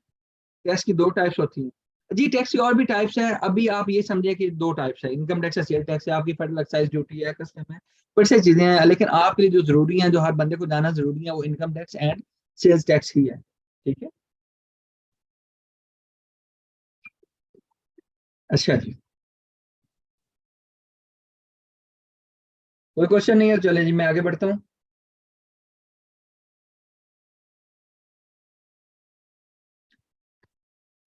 अगली बात यह है, अगर टैक्सेशन का मैं कानून खोलूं मेरे भाई, टैक्स में हमने जैसे अभी कहा, एक इनकम टैक्स है, एक सेल्स टैक्स है। ठीक है, इनकम टैक्स में आपका एक इनकम टैक्स ऑर्डिनेंस 2001 है, आपका एक इनकम टैक्स ऑर्डिनेंस 2001 है, एक इनकम टैक्स रूल्स 2002 है, एक अदर्स है। इन तीन चीजों को हम मिलाएंगे तो आपका इनकम टैक्स बनेगा। ठीक है, अच्छा जी, इन दो चीजों को आप मिलाएंगे तो इंशाल्लाह आपका, तीन चीजों को मिलाएंगे तो इनकम टैक्स बनेगा। क्या मतलब है जी, इन तीन चीजों को मिलाऊंगा तो इनकम टैक्स बनेगा? मेरा भाई समझाने के तक याद रखिएगा, जस्ट इन केस मिसाल के तौर पे अगर हम देखते हैं कि जी, मिसाल के तौर पे कुरान मजीद हुक्म करता है कि आप नमाज पढ़ें। ठीक है, नमाज कैसे पढ़नी है, कौन आपको गाइड करता है, आपकी सुन्ना गाइड करती है। ठीक है, तो इस तरह समझाने के लिए आप ये बात समझ लें, अल्लाह माफ करेगी, कोई कंपैरिजन पर्पस से नहीं बता रहा, आपका इनकम टैक्स आपको बताएगा कि जी टैक्स दें या टैक्स नहीं दें या फलां चीज करें, वो चीज आपने करनी कैसे है वो आपको रूल्स बताएंगे। ठीक है, रूल्स ऐसी चीज है जो आपको प्रोसीजर देती है। इनकम टैक्स ऑर्डिनेंस कहता है जी 183 डेज होंगे तो आप रेजिडेंट होंगे, अब 183 डेज में से कौन सा दिन गिनना है कौन सा नहीं गिनना है, ये इनकम टैक्स रूल्स बताएंगे। अब ये चीजें हमने वन बाय वन पढ़नी है आगे डिटेल्स में। ये जो क्लास अभी भी पढ़ रहे हैं ना, ये भी हमने क्लास इंशाल्लाह ये पूरा जब इनकम टैक्स पे जाएंगे तो हमने इसको पढ़ना है, ठीक है। तो अगर आपको बताता चलो, जो इनकम टैक्स का कानून है ना, जो ऑर्डिनेंस है, इसमें 242 सेक्शन है और 12 शेड्यूल्स हैं, ठीक है। अब जब इंशाल्लाह आगे गाइड करूंगा तो आपको मजीद बेहतर आइडिया होगा। और जो रूल्स हैं ये 232 है, और हर रूल किसी ना किसी सेक्शन के साथ जुड़ा हुआ है। अगर अकेला आप रूल पढ़ेंगे ना तो आपको समझ नहीं आएगी। मिसाल के तौर पे आप देखिए जी, मतलब कोई बंदा नमाज पढ़ रहा हो, अगर हमने वो देखा ना हो कि यार नमाज ये पढ़ क्यों रहा है, इसके बैक एंड पे फुटिंग किया, तो आप नहीं समझ पाएंगे कि यार ये बंदा कर क्या रहा है। लेकिन जब आपको पता होगा बैक एंड पे अच्छा नमाज का यहाँ पे हुक्म है इसलिए नमाज पढ़ी जाती है, तो यानी कि दोनों चीजों को हम जोड़ के जब देखते हैं तो आपको कनेक्टिविटी होती है। इस तरह इनकम टैक्स ऑर्डिनेंस को कुछ ना कुछ आपको मीनिंग मिल जाएंगे, लेकिन जब आप इनकम टैक्स रूल को अकेला पढ़ेंगे तो आपको मीनिंग नहीं पता चलेंगे उस तरह से, जब तक कि आप दोनों चीजों को जोड़ के नहीं देखेंगे, ठीक है। देन आपको आ जाता है एसआरओ। एसआरओ क्या है, जैसे आप गाड़ी लेते हैं, गाड़ी के अंदर एक टूल किट होती है। टूल किट किस लिए होती है, रास्ते में आप जा रहे हैं, कहीं पे आपको मसला मसाइल आए, आप टूल किट निकालें। एफबीआई के बारे में भी बताएंगे, लाइक डिफरेंस बिटवीन आईएलटी और जी जी, आपको कमल साहब सारी चीजें इंशाल्लाह एक लेवल तक बताई जाएंगी इंशाल्लाह। आप बस सब्र का मुजाहरा करें और इन चीजों को देखते जाएं, ठीक है। तो आप इंजॉय करेंगे इंशाल्लाह। सर जी, जैसे ये रूल दौर में आए थे तो उस पहले क्या लोग क्या जी जी उससे पहले देते मदरसा भाई इंशाल्लाह। आपने बस इंतजार करना है, जब इंशाल्लाह जब मैं कहूंगा ना जी अच्छा जी आप बताएं। नहीं जी नुमान साहब 242 सेक्शन नहीं, इसमें से जो जो सेक्शन है, इस तरह तो आप अगर कहें ना मैं पूरा एक कानून सिर्फ 242 सेक्शन, जब मैं बढ़ाऊंगा ना आपने मुझे कहना है कि सर आप कैसा बढ़ा रहे हैं। अभी बस ये है कि इंट्रोडक्टरी क्लास तक रखें, जब इंशाल्लाह आप एक एक सेक्शन को बढ़ाऊंगा आप खुद इंजॉय करेंगे, और पिछले कुछ फीडबैक्स को कुछ लोगों से आप लेंगे, आपको आइडिया हो जाएगा कि यार मेरी टीचिंग स्टाइल कैसा है कैसा नहीं है। आपको मजीद आइडिया भी हो रहा होगा कि क्लास में कैसी चीजें चल रही हैं, ठीक है। तो रूल्स को एंड सेक्शंस को हम कनेक्ट करके पढ़ेंगे। जैसे हमने कहा कि एसआरओ क्या है, अदर्स क्या है, कि हमने एक गाड़ी ली, गाड़ी के अंदर टूल किट होती है, बाइक है, बाइक के अंदर टूल किट होती है। आप रास्ते में जा रहे हैं, कहीं मसला मसाइल आया, आप क्या करेंगे, टूल किट निकालेंगे, जो इशू होगा उसको रिजॉल्व कर देंगे। सेम लाइक दिस अदर्स जो है ना, इसमें तीन चीजें तो हैं, एसआरओ है, सर्कुलर है, सर्कुलर लेटर्स हैं। ये क्यों है, किस लिए है, अगर कुछ चीजें एफबीआर का दिल करता है कि उसको कहीं टैक्सेशन सिस्टम को इम्प्लीमेंट करने में इशू आ रहा है, उसी चीज को उन्होंने इमीडिएटली कोई नया टैक्स लगाना है, कोई टैक्स खत्म करना है, कोई एग्जाम्पशन लानी है, कुछ और करना है, तो वो एकदम से एसआरओ जारी कर देते हैं, ठीक है। एसआरओ की क्या फुटिंग है अगली स्लाइड पे मैं आपको बढ़ाता हूँ। यानी कि ये टूल किट फिर सपोर्ट करते हैं आपके income tax ordinance and income tax rules को बेहतर तरीके से क्या करने में, इम्प्लीमेंट करने में। किसको, इनकम टैक्स ऑर्डिनेंस को इम्प्लीमेंट करने में आपके जो अदर्स हैं, अदर्स से मराद क्या, SRO, circular and circular letters help you to better implement the taxation system, ठीक है। देन सेल टैक्स में आ जाए, सेल टैक्स में आपका गुड्स पे भी सेल टैक्स होता है, सर्विसेज पे भी सेल टैक्स होता है। गुड्स क्या होती हैं, जो चीजें होती हैं, जैसे आपका लैपटॉप है, प्रिंटर है, प्रोजेक्टर है, मोबाइल है, इस तरह की चीजें जो गुड्स जिनको हम छू सकते हैं, जिनका फिजिकल सब्सटेंस होता है। सर्विसेज क्या है, जैसे मिसाल के तौर पे मैं आपको बढ़ा रहा हूँ, ये भी सर्विसेज है। वकील किसी को सर्विस देता है, वो भी सर्विस है। ऑडिटर किसी को सर्विस देता है, वो भी सर्विस है। आपका कोई इंजीनियर किसी को कुछ मतलब नक्शा वगैरह डिजाइन करके देता है, तो वो भी एक सर्विस है। अगर आपका इंजीनियर, डॉक्टर, इस तरह के जितने भी लोग किसी को सर्विस देते हैं, ये सर्विस वाले लोगों के लिए ये सेल टैक्स होता है, वो अलग है, गुड्स वालों के लिए अलग है। इंशाल्लाह आपको दोनों बढ़ाए जाएंगे, ठीक है। अच्छा जी, अगले नंबर में अगर हम चलें तो इसमें आपको बताता चलूं कि चारों सूबों का सेल टैक्स ऑन सर्विसेज अलग है, और जो सेल टैक्स ऑन गुड्स है इसको लेने का हक आपकी फेडरल गवर्नमेंट का है। सेल टैक्स ऑन सर्विसेज को लेने का हक आपका प्रोविंशियल गवर्नमेंट का है, ठीक है। तो चारों सूबों का फिर सेल टैक्स ऑन सर्विसेज अलग अलग होगा।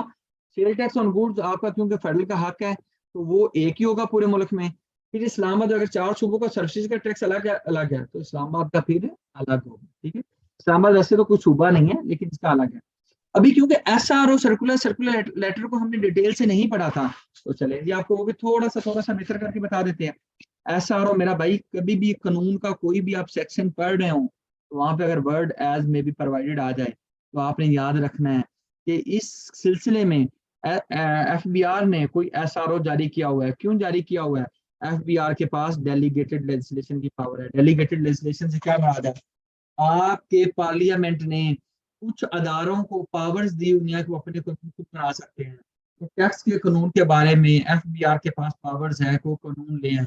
अगर वो कोई कानून ले आएंगे तो उस कानून को आप कहें कि इजीली, ये क्यों एफबीआर को क्यों पावर दी गई, क्योंकि टैक्स का कानून है, तो एफबीआर के लोग टैक्सेशन के सिलसिले में एक्सपर्ट हैं, तो वो उस चीज को बेटर डिजाइन कर सकते हैं एज कम्पेयर टू पार्लियामेंट में बैठे हुए लोग। तो कानून में जब भी वर्ड एज में भी प्रोवाइडेड आया तो आपने याद रखना है वहां पे डेलीगेटेड लेजिस्लेशन की वजह से एसआरओ एफबीआर एसआरओ जारी करके कोई कानून ले आएगी। जो कानून आएगा वैसे एसआरओ का स्टैंड्स फॉर स्टैट्यूटरी रेगुलेटरी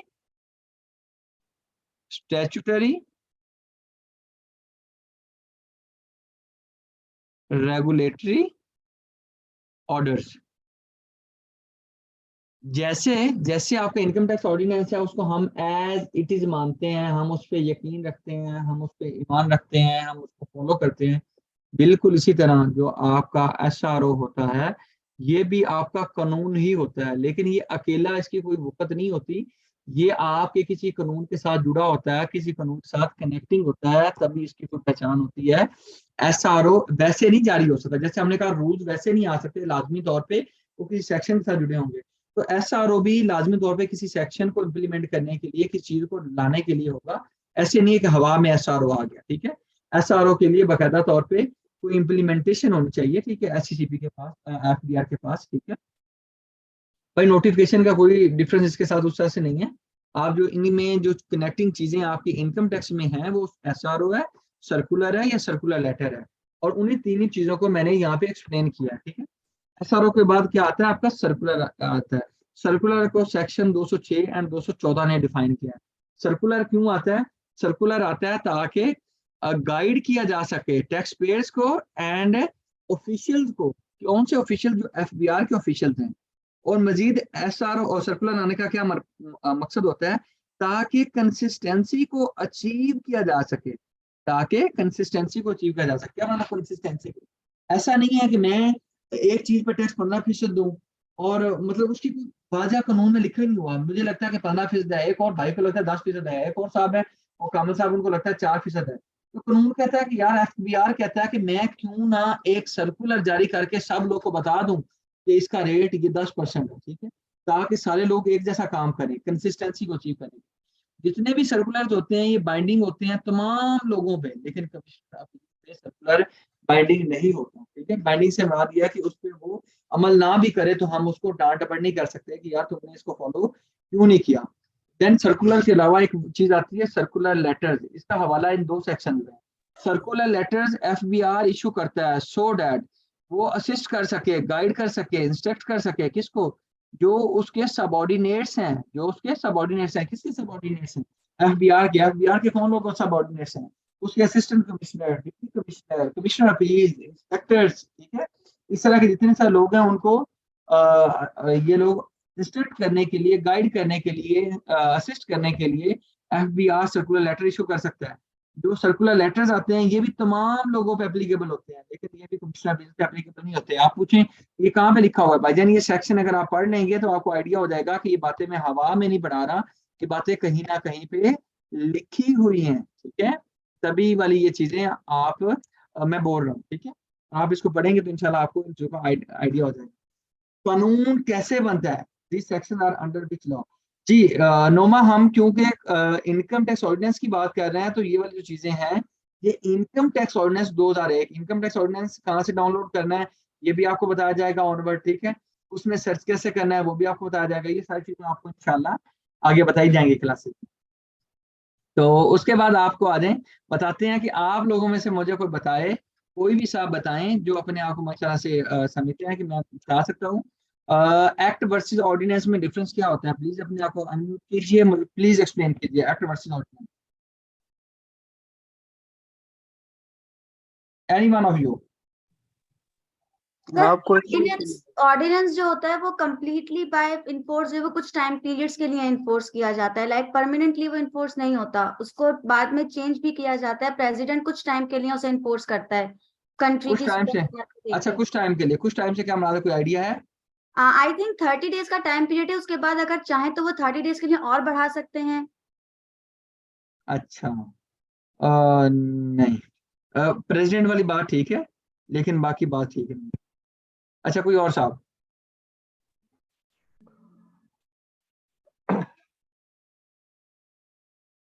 कोई एक्सपर्ट? होगी तो ऑर्डिनेंस पास होगा। प्रेसिडेंट अगर समझते हैं कि कोई लॉ अगर जरूरी है तो ऑर्डिनेंस के थ्रू पास नहीं करेगा। वो ठीक होगी, वो बात ठीक होगी, मुझे डेज वगैरह की बात करें। वैसे 90 डेज है इसका, 90 अच्छा डेज के बाद लैप्स कर देगा अगर उसको वैलिडेट नहीं करेंगे असेंबली से। अच्छा, ये वाला तो प्रेसिडेंट वो उस ऑर्डिनेंस की आप बात कर रहे हैं जो गवर्नर इशू करता है, वो 90 डेज के लिए होता है, ये वाली बात नहीं है। अच्छा और बताएं कोई और, कोई माइक का शेर, कोई शेर नहीं, कोई माइक का लाल?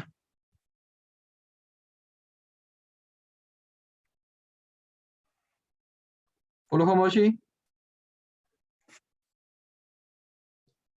और यार गलत बता दोगे, सही तो मैंने बताना ही बताना है। कॉन्फिडेंस से बोले, कौन सा मैंने कह देना कि ये बंदा गलत बताता है, कौन सा आप मेरे सामने है कि कल को मैं कहूंगा रास्ते में चलते हुए यार ये बंदा गलत बताता है, इसको पता ही नहीं। चलो मेरा ख्याल है मुझे बताना पड़ेगा, चलो बताता हूँ। याद रखिएगा, पहली बात तो ये बता दूं आपका, और बल्कि नहीं ये आगे बताता हूँ, पहले ये बता दूं। अच्छा जी, आपका कोई भी कानून बनता है, याद रखिएगा उसने 3 जगहों से पास होना होता है। नंबर 1, कोई भी कानून बने उसने पास होना होता है नेशनल असेंबली से। नंबर 2, उसने सेनेट से पास होना। नंबर 3, फर्जी पावर, उसने प्रेसिडेंट से पास होना होता है। कोई भी कानून बनना है जिसको हम एक्ट बोलते हैं, वो इन 3 जगहों से पास हुआ हुआ होता है। अगर इन 3 जगहों से पास नहीं हुआ हुआ तो वो कभी भी, अगर इन 2 जगहों से भी पास हो गया है ना, प्रेसिडेंट की अभी असेंट नहीं आई, और क्योंकि अगर वो असेंट नहीं भी देता तो 10 दिन के बाद उसकी वैसे ही फर्जी असेंट मान ली जाती है। अगर असेंट अभी तक नहीं हुई, अभी 10 दिन उसके पास आया, तो कोई भी अगर बिल, पहले वो बिल होता है, कोई भी अगर कानून बना होता है सबसे पहले बिल रेज होता है। जो बिल रेज होता है सबसे पहले वो नेशनल असेंबली से पास होता है, फिर सेनेट से, या फिर ये भी हो सकता है सेनेट से पास हो जाए फिर नेशनल असेंबली में जाए, और देन प्रेसिडेंट के बाद, प्रेसिडेंट के पास तीसरे नंबर की होना। ठीक है, लेकिन ये भी तो हो सकता है कोई इमरजेंसी की सिचुएशन हो, कोई ऐसे मुल्क में हालात हो तो कानून बनाना है, लेकिन हम अगर भी नेशनल असेंबली बुलाएंगे, सेनेट बुलाएंगे, इतना टाइम नहीं है कि हम ये वाला सिस्टम मारें। क्यों? क्योंकि मुश्किल हो जाएगा। हालात ऐसे नहीं है कि अगर वो वाली मीटिंग बुलाते बुलाते कोरम पूरा नहीं हुआ तो कानून तो बन नहीं पाएगा। तो प्रेसिडेंट साहब के पास कुछ सुपर पावर्स हैं, प्रेसिडेंट साहब एक कानून ला सकते हैं जो कानून 120 दिन के लिए होगा। जो बंदा 4 माह बोलेगा मैं उसको भी कहूंगा गलत बोल रहा है, ठीक है। आपने 120 डेज का मतलब 120 डेज ही बोल, जब वो 120 डेज के लिए कानून आ जाएगा तो 120 दिन के बाद उसके 3 सिनेरियो हो सकते हैं, ठीक है। सिनेरियो नंबर 1, 120 दिन के बाद उसको मजीद 120 दिन एक्सटेंड कर देंगे, नंबर 1, ठीक है। नंबर 1, नंबर 2, उसको लैप्स कर दिया जाए, यानी कि उसको एक्सटेंड ना किया जाए। अब उसको एक्सटेंड करना है ना 120 दिन के लिए मजीद, तो ये पार्लियामेंट करेगी, प्रेसिडेंट साहब खुद नहीं कर सकते। प्रेसिडेंट साहब ने 120 दिन के लिए किया, बस किया, उसके बाद अगर उसको पार्लियामेंट अप्रूव नहीं करती तो वो लैप्स हो जाएगा, ठीक है। फिर वो क्या हो जाएगा? लैप्स हो जाएगा। या उसको एक्सटेंड नहीं करना बल्कि अप्रूव करवा लेते हैं, क्या करवा ले? अप्रूव करवा ले। अगर अप्रूव करवा लेंगे तो वो ऑर्डिनेंस नहीं रहेगा बल्कि वो वाला कानून एक्ट बन जाएगा। लेकिन एक्ट ऐसा नहीं है, क्योंकि प्रेसिडेंट साहब तो पहले दे चुके हैं, उसको पास कर चुके हैं। अब उसको अगर अप्रूव करवाने से मुराद ये है कि अप्रूव आप सेनेट से भी करवाएंगे एंड नेशनल असेंबली से भी करवाएंगे। अगर इन दोनों जगहों से वो पास होगा तो हम बोलेंगे कि ये एक्ट बना है, वरना एक्ट वो नहीं बनेगा। क्योंकि अब ये तीसरे साहब पहले पास कर चुके हैं, ठीक है, तो अब इन दोनों जगहों से पास होना है 120 दिन के बाद। ये अप्रूवल वाला सिस्टम है। लैप्स वाला ये है कि ये दोनों लोग इसको मुंह ही नहीं लगाते हैं, ठीक है। और 120 दिन के बाद अगर एक्सटेंड करना है तो वो फिर इन दोनों ने इसको एक्सटेंड कर सकते हैं। नेशनल असेंबली के पास बेसिकली पावर है प्रेसिडेंट के ऑर्डिनेंस को एक्सटेंड करने के लिए। अब प्रेसिडेंट साहब कब ऑर्डिनेंस इशू कर सकते हैं? प्रेसिडेंट साहब नेशनल असेंबली तब इशू कर सकते हैं जब national assembly not in session हो।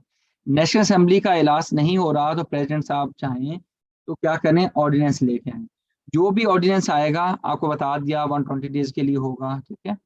तो उसके बाद 120 डेज के बाद उसको मजीद एक्सटेंशन दे दें, उसको लैप्स होने दें, उसके बाद आप उसको लैप्स नहीं होने देते, अप्रूव करवा लें। दूसरी बात यह है कि नेशनल असेंबली आपकी क्या है? इन सेशन है। तो अब अगर नेशनल असेंबली इन सेशन है तो प्रेसिडेंट साहब ऑर्डिनेंस लाना चाहें तो प्रेसिडेंट साहब ऑर्डिनेंस नहीं ला सकते। अब क्या हो सकता है, अब याद रखना, जब मैंने कहा था ना कानून 3 जगहों से पास होता है, नेशनल असेंबली से, नंबर 2 सेनेट से, ठीक है, नंबर 3 प्रेसिडेंट साहब से, ठीक है। तो मेरा भाई एक बात याद रखना कि फौरी तौर पे हम ये नहीं कहेंगे कानून 3 जगहों से पास होता है, हम कहेंगे मुझे एक चीज बताओ, क्या वो मनी बिल है या अदर देन मनी बिल है, ठीक है। मनी बिल से क्या मुराद है, क्या वो टैक्स का कानून के मतलब कोई एक्ट बजट से आ रहा है या बजट के अलावा कोई कानून है। हमने कहा बजट वाला कानून है, ठीक है। वो कोई फाइनेंस एक्ट आना है, तो हमने कहा भाई फाइनेंस एक्ट में सेनेट को तो कर दिया फारिग, सेनेट तो ये नहीं ला सकता। फिर हमने कहा कौन ला सकता है, हमने कहा सेनेट नहीं बल्कि नेशनल असेंबली के पास पावर्स हैं कि किसी भी मनी बिल को ओरिजिनेट किया जाए। हमने कहा क्या सेनेट के पास नहीं जाएगा, तो आपको बताते चलें कि कॉन्स्टिट्यूशन ऑफ पाकिस्तान के अकॉर्डिंग सेनेट को फाइनेंस एक्ट भेजा जरूर जाता है, लेकिन उसकी सजेशंस के लिए, रिकमेंडेशंस के लिए, और रिकमेंडेशन का मतलब ये होता है, आप लोग जानते हैं कि वो फॉलो करें या ना करें हमारी अपनी मर्जी है, ठीक है। तो ये वाली चीज समझिए कि फिर सिर्फ फर्जी है। फिर उसके बाद सीधा सीधा जाता है आपका मनी बिल प्रेसिडेंट साहब के पास। लेकिन अदर देन अगर फाइनेंस बिल हुआ, मनी बिल सीधा नेशनल असेंबली और उसके बाद प्रेसिडेंट, ये सेनेट के पास सिर्फ रिकमेंडेशन के लिए जाता है, फर्जी फर्जी। लेकिन मनी बिल के अलावा कोई और बिल हुआ, वुमेन हरासमेंट के मतलब, चाइल्ड लेबर के मतलब, वो किसी भी चीज के मतलब हो सकता है, ठीक है। तो वो या तो नेशनल असेंबली से, यानी कि नंबर 3 प्रेसिडेंट साहब को करते हैं, ठीक है। नेशनल असेंबली, सेनेट, वो चाहें तो आप सेनेट से स्टार्ट कर लें, चाहे तो नेशनल असेंबली से स्टार्ट करें, यानी कि इस पे फिर मसला ही नहीं है। जो ओरिजिनेट होना है एक तरफ, अगर नेशनल असेंबली है, ये नेशनल असेंबली है, ये सेनेट है, ठीक है। चाहे तो इस बिल को ओरिजिनेट करने से मुराद ये है कि उस पर वर्किंग कौन स्टार्ट कर सकता है, सेनेट, चाहे तो सेनेट कर ले, नेशनल असेंबली चाहे तो नेशनल असेंबली कर ले, ठीक है। तो जब भी इन दोनों हाउस से कोई भी अदर देन मनी बिल है तो या सेनेट में जाएगा, स्टार्ट होगा तो नेशनल असेंबली में चला जाएगा, अगर नेशनल असेंबली से स्टार्ट हुआ तो सेनेट में चला जाएगा, ठीक है। इसलिए हमने दोनों तरफ एरो को बनाया हुआ है। फिर जब दोनों जगहों से पास हो जाएगा फिर प्रेसिडेंट साहब के पास आ जाएगा। जब प्रेसिडेंट साहब के पास आ जाएगा तो प्रेसिडेंट क्या कर सकते हैं, या तो उसको असेंट दे देंगे या फिर उसको रिकंसिडरेशन के लिए भेज देंगे। असेंट से क्या मुराद है, उन्होंने असेंट से मुराद ये अप्रूव कर दिया, अप्रूव कर दिया तो उसको हम कहते हैं ये एक्ट बन गया, लॉ बन गया। अगर वो अप्रूव नहीं करते तो वो वापस भेजेंगे, वापस किसको भेजेंगे, इन दोनों का कंबाइन मुश्तरका इजलास होगा, जिसको जिस ज्वाइंट सिटिंग होगी उस सिटिंग के अंदर वो कहेंगे इसको रिकंसिडर करें, ठीक है। और इवन देन रिकंसिडरेशन के अलावा सदर साहब के पास कोई ऐसी पावर्स नहीं है, या तो वो उसको असेंट देंगे या फिर उसको रिकंसिडरेशन के लिए भेज सकते हैं, ठीक है। ये दरमियान वाली चीज को आप इग्नोर कर दीजिए, ठीक है।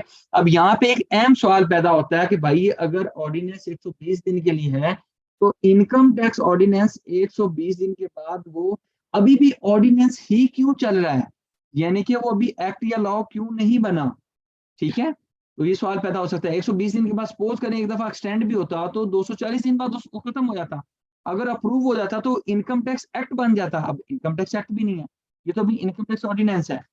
तो कौन है माइका लाल जो इस चीज का जवाब दे,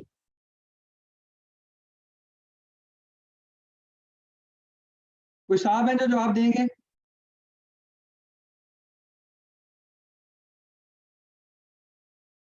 जी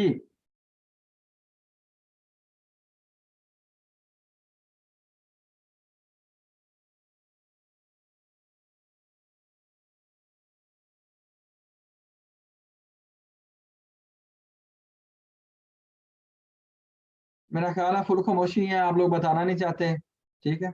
यार आपके कौन सा मैंने कोई इल्म को चुरा लेना है, बता अस्सलाम देंगे वालेकुम तो सर।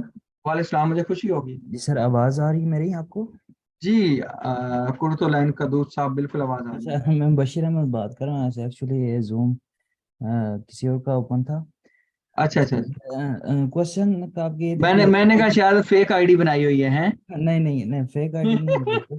अच्छा। सर ये वैसे जो मेरी समझ में है थोड़ा बहुत, ये बेसिक जो ऑर्डिनेंस बन जाता है, जो हम्म, प्रेसिडेंट अप्रूव करते हैं, तो हम्म। 120 डेज के अंदर जो वो जो ऑर्डिनेंस है वो पार्लियामेंट से निकल के, नेशनल असेंबली से निकल के सेनेट में जाता है, वहां से फिर अप्रूव हो जाता है, लेकिन फिर भी वो ऑर्डिनेंस ही रहता है। मेरे शहजादे दोस्त बिल्कुल ऐसा नहीं है, अगर तीनों जगह से अप्रूव हो गया तो उसके लिए हराम है ऑर्डिनेंस का वर्ड यूज करना, उसको एक्ट बोलेंगे। सर बस यही तो मेरी समझ में आ रहा सर था, मे इसके बी अलावा तो खैर इसका जो है वो नहीं। नेम जो है वो चेंज नहीं किया गया, उसे ऑर्डिनेंस ही रहने दिया गया एक्सेप्ट करने के बाद। काफी ऐसे ऑर्डिनेंस हैं जिन्हें एक्सेप्ट कर लिया गया और वो एज अ लॉ यूज किए जाते हैं। नहीं नोमा, उसकी कोई मिसाल दें, ऐसा कैसे हो सकता है, मिसाल दें। सर जैसे इनकम टैक्स ऑर्डिनेंस हैं और भी काफी सारे ऑर्डिनेंस हैं जिन्हें हम फॉलो करते हैं लॉ में। बताएं। आ, अभी रिसेंटली मुझे मिसाल सब्जेक्ट के नाम याद नहीं आ रहे। अच्छा अच्छा, मैं आपको बताता, चलो फिर सुने। जी। आपका ये कामिल साहब ने अच्छा जवाब दिया है, याद रखिएगा। 3 तरह के ऑर्डिनेंस होते हैं, अब मैं आपको बताता हूँ, और आप लोगों ने गूगल हुदूद शूगल का। ऑर्डिनेंस भी है ना, हुदूद ऑर्डिनेंस को भी अब हम एज मैं अ। बताता हूँ, अब मेरी बारी, आप लोगों की बारी खत्म, अब मेरी बारी है, ठीक है। याद रखिएगा, ऑर्डिनेंस जो होता है ना प्यारे दोस्तों, 3 तरह का होता है, ठीक है। नंबर 1 वो होता है जो गवर्नर लाता है। गवर्नर लाता है ना, ये उस सूबे के लिए होता है, जिस सूबे के लिए वो लाता है। ये 90 डेज के लिए होता है, इस सूबे की तो खैर हम बात ही नहीं करते। दूसरा वो होता है जो प्रेसिडेंट साहब लाते हैं, प्रेसिडेंट वाला, जैसे आपके अभी डॉक्टर आरिफ अलवी साहब बैठे, ये होता है 120 डेज के लिए, उसके बाद इसको 120 डेज वाली जो बातें हम कर रहे थे उसके लिए। तीसरा ऑर्डिनेंस वो होता है जो आपके ये लाते हैं, चीफ मार्शल लॉ एडमिनिस्ट्रेटर, ठीक है। जो ये वाले लोग लाते हैं ना, चीफ मार्शल लॉ, ठीक है, ये वाले लोग जो लाएंगे उसकी 120 दिन के बाद अप्रूवल होगी, एक्सटेंड होगा। ये वाली बात कहीं पे नहीं लिखी हुई आपके कॉन्स्टिट्यूशन में, ये 120 डेज वाली बात लिखी हुई है कॉन्स्टिट्यूशन में, लेकिन ये वाली बात आपके कॉन्स्टिट्यूशन में नहीं लिखी हुई कि इसको भी 120 दिन के बाद अप्रूव करना है। यानी कि इसके बारे में तो लिख दिया जो प्रेसिडेंट ऑर्डर लाएगा, लेकिन चीफ मार्शल लॉ लाएगा, ये लोग सुपीरियर हैं, ये मुल्क के मुहाफिज हैं, ये मुल्क का सब कुछ करता धरता है। तो हाँ, कॉन्स्टिट्यूशन भी वो खामोश है, ठीक है। कॉन्स्टिट्यूशन ने भी इस पे नहीं कहा, मैं किसी की वो कोई ऐसी बात नहीं कर रहा, ठीक है, लेकिन ये चीज बता दूं, कॉन्स्टिट्यूशन ऐसा बोलता है, ठीक है। तो एक एक चीज बताते चलें। अब ज़कात एंड उशर ऑर्डिनेंस 1980, हदूद ऑर्डिनेंस 1979, बैंकिंग कंपनी ऑर्डिनेंस 1962, कानून शहादत ऑर्डर 1984, आपका ज़कात एंड उशर ऑर्डिनेंस बता दिया मैंने। उसके बाद आपका आ जाता है जी इंश्योरेंस ऑर्डिनेंस 2001, ठीक है, इनकम टैक्स ऑर्डिनेंस 2001। इस तरह जितने भी आपको ऑर्डिनेंस मिलेंगे वो सारे के सारे वो हैं जो इन साहबान के दौर में आए हुए हैं, ठीक है। वो इधर नहीं आए हुए, अगर इसके वाला होगा तो लैप्स हो जाएगा। इसकी मिसाल मैं आपको दूं, हमारा था कंपनी ऑर्डिनेंस 1984 था। उसके बाद आपको याद होगा कुछ 6 माह के लिए एक आया था, कौन सा, कंपनीज ऑर्डिनेंस 2016, थोड़े से टाइम के लिए आया था, जिसमें अल्लाह पाक की रहमत करे, सदर ममनून हुसैन साहब को उन्होंने साइन किए थे, बाद में वो लैप्स हो गया था, क्योंकि 120 दिन के बाद उसको अप्रूव नहीं किया गया था, असेंबली नहीं हो पाई थी सेशन में, वो डिफरेंट मामला थे। तो फिर इसी ऑर्डिनेंस को उठा के हमने कॉपी पेस्ट मार के उसमें चेंजेस करके हमने अभी जो कंपनीज एक्ट 2017 चल रहा है ना, वो यही वाला ऑर्डिनेंस हमने उसमें चेंजेस की थी, ठीक है। तो मुझे बताएं, थोड़ी सी क्लैरिटी हुई आप लोग को?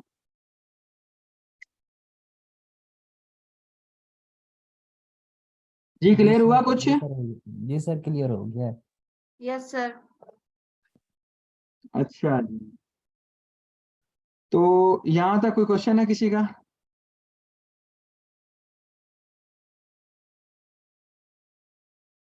Any question? No question. अच्छा जी,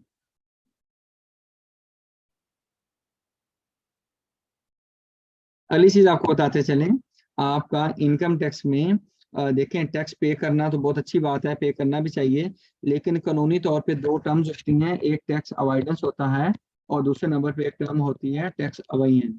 अवॉइडेंस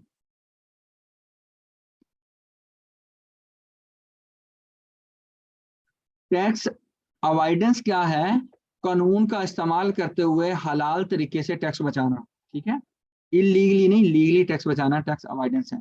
टैक्स अवॉइडेंस क्या है? गैर कानूनी तरीके से, इलीगल तरीके से टैक्स गवर्नमेंट का मार लेना, ठीक है, इसको क्या बोलते हैं? टैक्स अवॉइडेंस, ठीक है।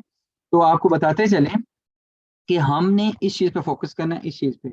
इस सिलसिले की भी 2 कड़ियां, एक एग्जम्पशन और दूसरा कंसेशन, ठीक है।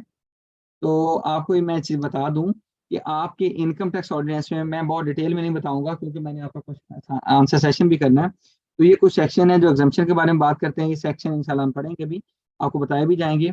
उसके बाद कुछ सेकंड शेड्यूल में कुछ एग्जाम्पशन लिखी हुई हैं, कुछ टैक्स कंसेशंस हैं वो यहाँ यहाँ लिखी हुई हैं, ठीक है।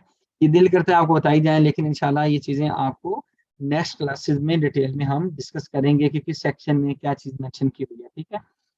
तो एग्जाम्पशन एंड कंसेशन को अलग अलग क्यों किया हुआ है, क्योंकि एफबीआर के पास पावर्स हैं कि वो एक एसआरओ जारी करके, एसआरओ के बारे में हमने पहले पढ़ा कि ये एसआरओ की पावर्स कहाँ पे लिखी हुई हैं। ये आपकी सेक्शन 53 सब सेक्शन 2 जो इनकम टैक्स ऑर्डिनेंस 2001 का सेक्शन है, उसमें एफबीआर के पास पावर्स हैं कि वो सेकंड शेड्यूल की किसी भी क्लास को वो ऐड कर दें, डिलीट कर दें, मॉडिफाई कर दें। अब इनसे होगा क्या, ये इंशाल्लाह ऐसी चीजें हैं जो मैंने आपसे छुपा के रखी हुई हैं, क्योंकि मुझे मजा नहीं आएगा कि मैं ऐसे फर्जी फर्जी बता दूं, क्योंकि फिर मैं कानून को खोलूंगा, आपको दिखाऊंगा भाई ये देखें यहाँ पे ये सेकंड शेड्यूल है, उसकी ये क्लॉज है, इसको ऐड डिलीट करने से क्या मुराद है, ये एसआरओ के जरिए फिर गवर्नमेंट कर क्या रही होती है। फिर जितने भी एसआरओ जारी होते हैं तो वो नेशनल असेंबली के पास साल के एंड पे रखे जाते हैं, ठीक है। और अगर और जो भी एसआरओ आता है वो 1 साल के लिए होता है। ये वाली बातें जिस सेक्शन में है मैंने रेलिवेंट सेक्शन के साथ साथ जोड़ के आपके लिखे भी हैं, ठीक है। फिर आपका इनकम टैक्स ऑर्डिनेंस जब आया था 2001, तो इससे पहले हमारे पास, अच्छा इंटरेस्टिंगली इससे पहले भी आपका इनकम टैक्स ऑर्डिनेंस 1979 था। वो वाला भी आपके चीफ मार्शल लॉ एडमिनिस्ट्रेटर साहब ज़ियाउल हक लाए थे, और जो अभी वाला कानून है ये भी मुशर्रफ साहब लाए। यानी कि आपके मुल्क में जो भी दो रेवेन्यू के कानून है दोनों ही चीफ मार्शल लॉ एडमिनिस्ट्रेटर लाए, और करंटली किसी असेंबली ने इस पर काम नहीं किया, ठीक है। तो कुछ ऐसे एसआरओ थे, सर्कुलर थे, नोटिफिकेशन थे, ठीक है, सर्कुलर लेटर्स थे जो आपके पुराने कानून के मुताबिक आए थे, और वो अभी भी फॉलो हो रहे हैं। हालांकि पुराना कानून खत्म हो गया, वो रिपील हो गया, इवन देन उनको फॉलो किया जा रहा है। ये क्यों फॉलो किया जा रहा है, ये वाली बात आपके सेक्शन 239 में लिखी हुई है, ठीक है। ये वाली बात भी इंशाल्लाह we shall be discussing it in the fourth coming classes, ठीक है। अच्छा जी, यहाँ पे मैं आपको थैंक यू कह सकता हूँ, ठीक है। अब मैं क्वेश्चन आंसर सेशन की तरफ चलता हूँ ताकि हम क्वेश्चन आंसर सेशन करें। अभी ये इस सेशन को भी I can prong too much, लेकिन मुझे नहीं है ऐसा कि हम प्रॉन्ग करें। मैं चाहता हूँ कि जो चीज़ हम फिर करें वन बाय वन उसको हम डिटेल में करें, और ताकि आप लोग भी इंजॉय करें और मैं भी इंजॉय करूँ, ताकि हमें पता चले कि यार वाकई हमें कुछ मज़ा आ रहा है, कोई फ़ायदा हो रहा है। तो अभी आप लोगों के क्वेश्चन आंसर सेशन स्टार्ट करते हैं। तो जिस बंदे का थैंक यू सर। जी जी प्लीज, मैंने म्यूट किया था। एक साहब थे जिन्होंने ना वो माइक अनम्यूट किया, लेकिन उनको पता नहीं चला, पीछे गप्पे लगा रहे थे, तो मैंने म्यूट किया है। तो आप अभी कुछ आप बोलने लगे थे, तो प्लीज आप बोलिए सो दैट से मैं आपको सुन सकूं। Thank you sir. एक तो ये कि ये ऑफलाइन में सेंड कर दीजिएगा, और दूसरा जरूर। ऑर्डिनेंस 120 दिन के लिए तो उसका कंफर्म कर दीजिएगा कि ये अभी मेरी जान, तक ऑर्डिनेंस क्यों कहते हैं। मेरी जान मैं 110% कन्फर्म हूँ, आपको बता रहा हूँ, ठीक है। 110%, ठीक है। आपको ऐसे इस फोरम पे खड़े होकर मैंने कोई अपनी बेइज्जती नहीं करवानी कि मैं आपको गलत बता दूं, ठीक है। नहीं, मैं पूछ रहा हाँ। हूँ कि ये ऑर्डिनेंस क्यों कहते हैं, फिर ये क्लियर कर दें जरा थोड़ा सा। मेरी जान, ये मैंने आपको बताया है ना, ये चीफ मार्शल लॉ एडमिनिस्ट्रेटर के दौर में आया ना मेरे दोस्त, ठीक है। वो जितने चीफ मार्शल लॉ, यार ये फौजियों के दौर में आया, जितने फौजियों के दौर में आएंगे ना, तो उनके लिए कानून में नहीं लिखा हुआ कि 120 दिन के बाद। मैंने आपको 4 तो 5 कानून गनवाए हैं जो फौजियों के दौर में आए, तो उनके बारे में कोई नहीं ऐसा लिखा हुआ कि उनको भी आपने ये करना है। समझ लगी कि नहीं, जो फौजियों के दौर में कानून आते हैं उनको 120 दिन के बाद नहीं किया जाता, ठीक है।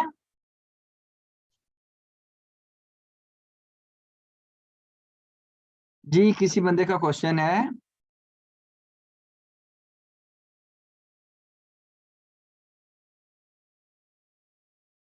आप लोगों के साथ ही मैं पीपीटी भी शेयर कर देता हूँ ग्रुप में, ठीक है। और फर्दर उसके अलावा आपका कोई भी क्वेश्चन है वो पूछे, मैं आंसर कर दूं। और मजीद क्या कहते हैं, और क्योंकि मैं इस सेशन को फॉर्मली डिटेल से डिस्कस करना चाहता हूँ, कल हम इंशाल्लाह पहली क्लास करेंगे, तो मैं अभी नहीं चाहता कि मैं आधी अधूरी चीजें छोड़ूं जिसपे मैं खुद भी मुतमिन ना रहूं और आप लोग भी कहें कि यार ये पता नहीं इसने क्या क्या चीजें बढ़ा दी हैं, ठीक है। अभी मैंने एक आपको जस्ट इंट्रोसेक्शन के तौर पे दिया है, डेमो दिया है। जैसे थोड़ा एससीपी के मामलात में हम क्या क्या स्कोप होगा उसमें, जो एससीपी की कंप्लायंसेस है वो भी हम सीखेंगे, और दूसरा आईपीओस के बारे में थोड़ा सा टच कर दें कि उसमें आईपीओ में मेरे भाई सिर्फ ट्रेडमार्क बताया जाएगा आपको, ठीक है। एससीसीपी में आपकी कंपनी इनकॉर्पोरेशन, आपकी एलएलपी, ठीक है, और आपका फॉर्म ए, फॉर्म 29, ठीक है, उसके बाद फॉर्म 45, ठीक है, उसके बाद आपका कुछ और जरूरी फॉर्म अगर आप डिस्कस करना चाहेंगे तो कमल भाई हम लोग अवेलेबल होंगे, लेकिन सारी चीजों को क्लास में बढ़ाना प्रैक्टिकली पॉसिबल नहीं है due to the limitation of time, ठीक है। क्योंकि वजह यह है कि हमने इनकम टैक्स भी पढ़ना है, हमने सेल्स टैक्स को भी पढ़ना है, हमने इसको भी कंपनी एक्ट को भी, रेलिवेंट जो सेक्शन है उनको भी काफी हद तक पढ़ना है, ठीक है। फिर उसका सारी चीजों का प्रैक्टिकल करते कराते तो हमारे पास इतना टाइम नहीं बचेगा कि हम हर एक चीज को अगर आप कहें कि डिटेल से डिस्कस करें तो पॉसिबल नहीं रहता, ठीक है। मैं ऐसे आपको कहूँ कि नहीं जी मैं ये भी करवाऊंगा वो भी करवाऊंगा, तो वो चीजें कबल अज वक्त झूठ बोलने से बेहतर है कि मैं आपको बिल्कुल एक क्लियर पिक्चर प्रेजेंट करूं, ठीक है। हाँ, आप कोई भी क्वेश्चन पूछेंगे तो इंशाल्लाह आपको गाइड किया जाएगा अल्लाह के हुक्म से। इतनी हमारी प्रैक्टिस और इतनी अंडरस्टैंडिंग है कि आप कहेंगे कि मुझे फलां चीज बता दें, फलां चीज का सैंपल दे दें, फलां चीज मुझे चाहिए, तो इंशाल्लाह हम आपको वो चीज प्रोवाइड करेंगे, ठीक है। वो अपील हो, वो आपकी कुछ भी हो, ठीक है, जितना को हमारे पास थोड़ा सा इल्म है हम आपको जरूर।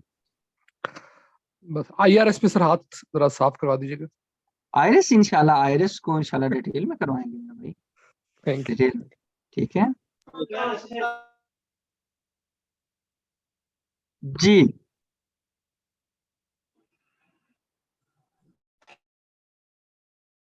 जी किसी का क्वेश्चन है मेरा भाई? सर मैंने पूछना था, हम प्रोविंशियल टैक्सेस भी पढ़ेंगे इसमें? जी प्रोविंशियल टैक्सेस भी बिल्कुल पढ़ेंगे।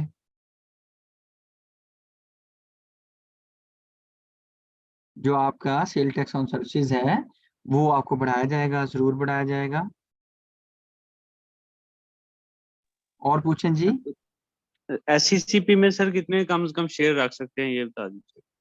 कितने शेयर्स रख सकते हैं मेरा भाई? कानून में कोई ऐसी पाबंदी या हुक्म नहीं है, this is the grey area of law जिस पे मैं आपको कहूँ कि इतने शेयर्स होने चाहिए। देयर इज नो ऐसा रिक्वायरमेंट कि आप जितने मर्जी शेयर्स रख लें, जितने का मर्जी शेयर रख लें और जितने मर्जी शेयर्स रख लें, ठीक है। Okay, thank you. ठीक है जी।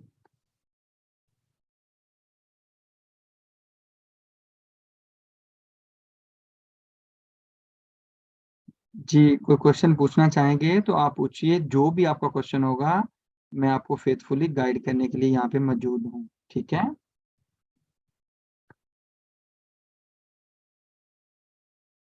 नहीं भाई, टैक्स अवॉइडेंस तो सीधी सीधी टैक्स मारना है वो तो नहीं।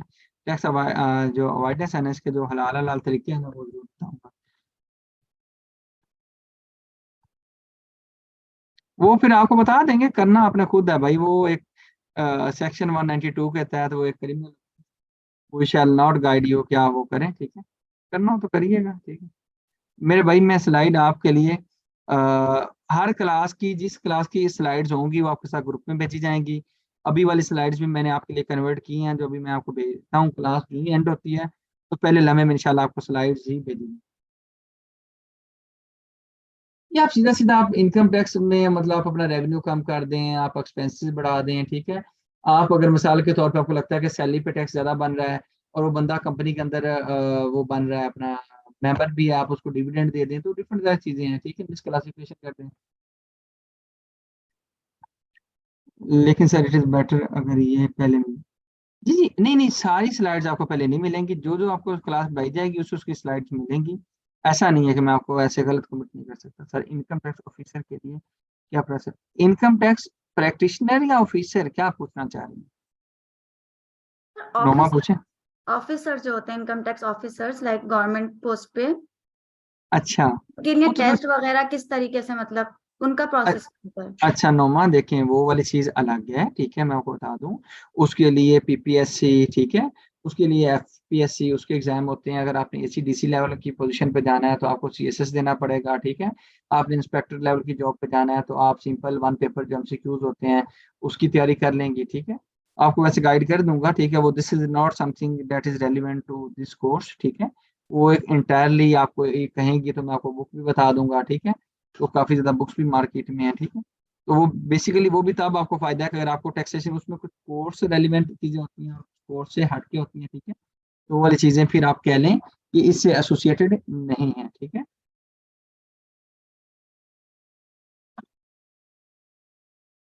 ठीक है। यस सर, सॉरी वो माइक ऑफ हो गया था। अच्छा अच्छा अच्छा जी भाईजान, आप क्वेश्चन पूछे हैं तो बिल्कुल आपकी क्लास ऐसे जैसे मैं आगे से खा जाऊंगा, हैं। जैसा भी क्वेश्चन आपके जेहन में आता है पूछिए।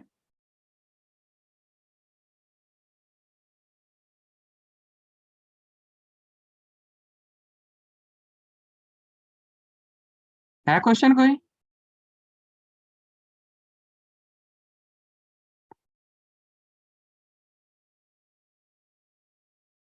चलिए, अगर आप लोग का क्वेश्चन नहीं है तो कल तक इंशाल्लाह ये रिकॉर्डिंग भी आपके ग्रुप में शेयर कर दी जाएगी, ठीक है।